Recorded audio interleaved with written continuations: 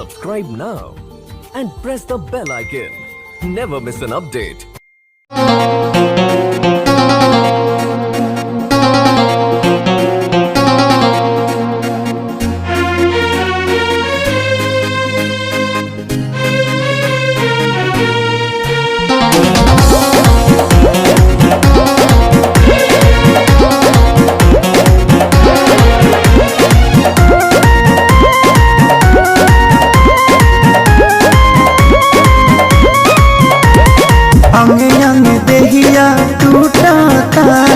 मकई के लावा जैसे फूटता ए जी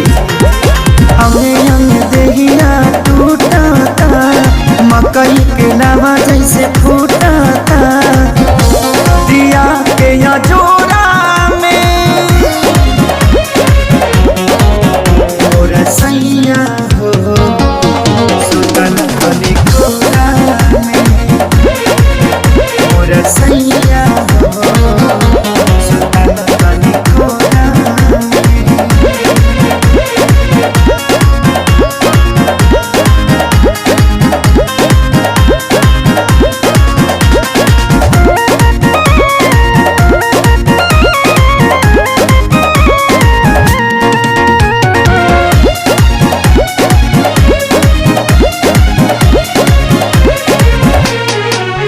रोज जाके सुत जाना दूरा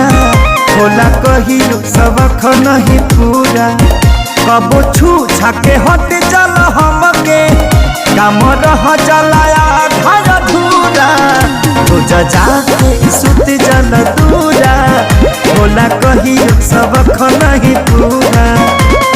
जरता जवनिया के रहरा हो लागता निको